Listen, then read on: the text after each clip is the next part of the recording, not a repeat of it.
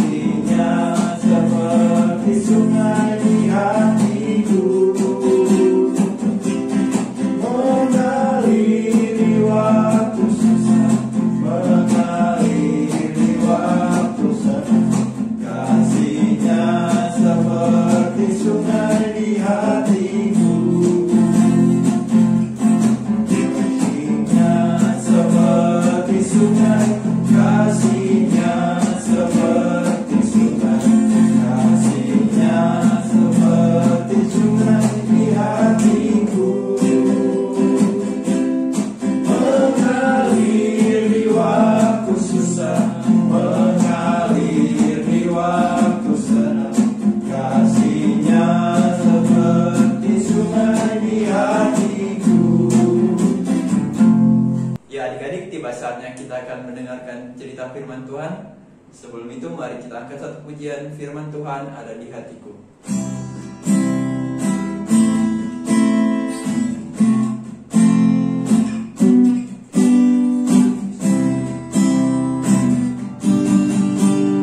Firman Tuhan ada di hatiku, ada di langkahku, ada di hidupku, dan terus bertumbuh sirami jiwaku. Berbuah, berbuah, berbuah, berbuah, berbuah, berbuah, berbuah, berbuah.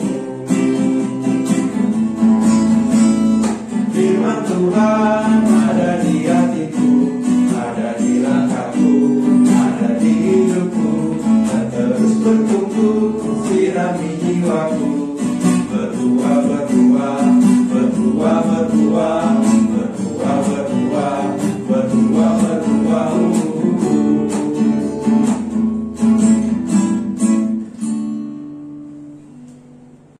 Shalom adik-adik, berjumpa lagi dengan Lause Ripka.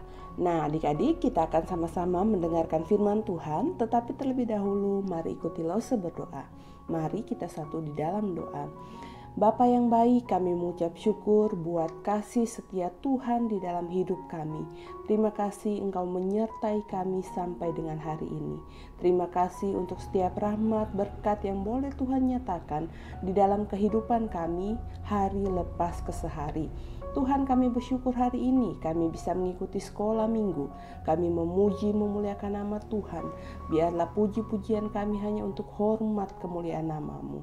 Kami akan menyiapkan hati kami, telinga kami untuk mendengarkan firman Tuhan. Berkati lause kami, berkati kami semua, karena kami siap mendengarkan. Pimpin kami agar kami bisa mengerti kebenaran firman-Mu ini dengan baik dan melakukannya di dalam kehidupan kami. Terima kasih ya Bapa, ini doa kami di dalam nama Tuhan Yesus kami berdoa. Amin. Adik-adik yang terkasih di dalam Tuhan, hari ini kita sama-sama belajar kebenaran firman Tuhan, yaitu Ishak cinta damai. Firman Tuhan hari ini terambil dari Kejadian 26 ayat pertama sampai ayat yang ke-6 dan juga ayat yang ke-12 sampai ayat yang ke-33. Nah, kalau kalian sudah menemukannya, kalian buka Alkitab kalian dan kalian bisa mengikuti ketika Lose bercerita. Oke adik-adik, siap? Mari ikuti firman Tuhan hari ini. Adik-adik yang terkasih di dalam Tuhan, dalam perkemahan keluarga Bapak Ishak, Esau dan Yakub bertumbuh menjadi dewasa. Tetapi kemudian terjadi sesuatu yang membuat mereka harus pindah. Ketika itu terjadi kelaparan di tanah Kanaan. Ladang tidak menghasilkan bahan makanan. Bahkan rumput untuk makanan ternak menjadi kering. Ishak beserta keluarganya tidak mempunyai pilihan lain selain pindah ke arah barat, dekat kota Gerar, tempat di mana orang Filistin tinggal. Raja mereka bernama Raja Abimelek. Di situ keluarga Ishak diberkati oleh Tuhan. Apa saja yang mereka kerjakan adik-adik dibuat berhasil. Bila mereka menanam sesuatu, maka mereka akan menuai hasil yang berlipat ganda. Mereka memelihara ternak, maka ternaknya cepat sekali bertambah banyak. Sehingga Ishak cepat sekali menjadi orang yang sangat kaya. Nah adik-adik, Raja Abimelek dan rakyatnya menjadi iri hati dan membenci Ishak. Mereka berkata, dia hanya seorang pendatang, tetapi ia jadi lebih kaya daripada kita. Suatu hari nanti ia bisa menguasai kota ini dan memerintahkan kita. Hal itu tidak boleh terjadi. Dia harus diusir dan pergi dari sini.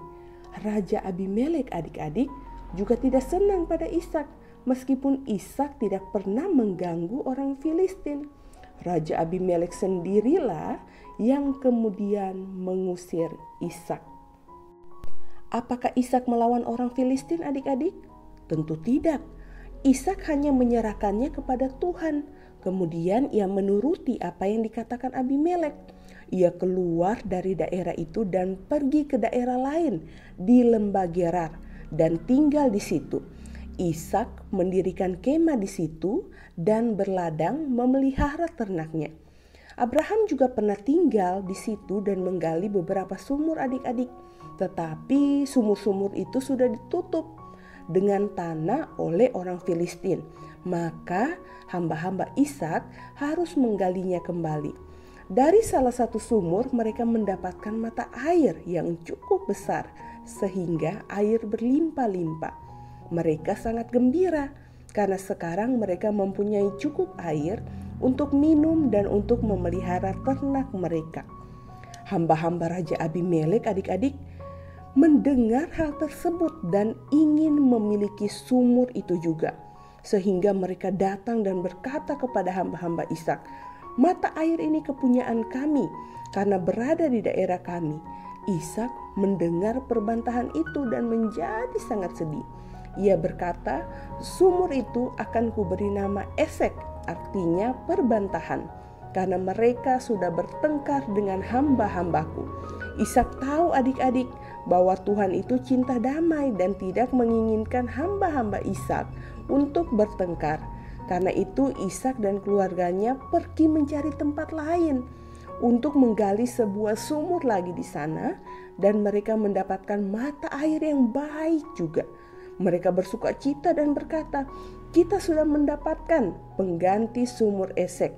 Tetapi tidak lama kemudian datang lagi orang-orang Gerar dan mengatakan bahwa mata air itu adalah milik mereka juga. Hamba-hamba Ishak menjadi sangat marah adik-adik, tetapi Ishak menyuruh mereka untuk tetap tenang. Mereka kesal karena sudah menggali dengan susah payah, tetapi orang-orang Gerar dengan mudah memilikinya. Mereka memberi nama sumur yang kedua adalah Sitna, artinya permusuhan. Mengapa Ishak tidak melawan orang yang memusuhinya? Karena dia tahu adik-adik bahwa Tuhan mengasihi orang yang lemah lembut. Ishak juga menyadari bahwa sudah waktunya untuk keluar dari tanah orang Filistin. Ishak percaya bahwa Tuhan akan memimpinnya. Keesokan harinya adik-adik, Ishak berkata kepada hamba-hambanya, "Kita akan meninggalkan tanah Filistin ini. Bereskanlah tenda-tenda, bawalah barang-barang dengan unta. Kita akan pergi." Tuhan memimpin Ishak adik-adik untuk menemukan sebuah tempat yang baik untuk ditinggali, jauh dari orang-orang Filistin. Di tempat itu hamba-hamba Ishak menggali sumur lagi dan Tuhan menolong mereka mendapatkan mata air yang lebih baik. Orang-orang Gerar tidak datang lagi merampasnya. Ishak bisa tinggal di sana dengan damai sejahtera tanpa gangguan. Karena itu dia memberi nama sumur yang ketiga adalah Rehobot. Artinya sekarang Tuhan memberikan kelegaan kepada kita. Maka kita boleh tinggal di negeri ini dengan damai sejahtera.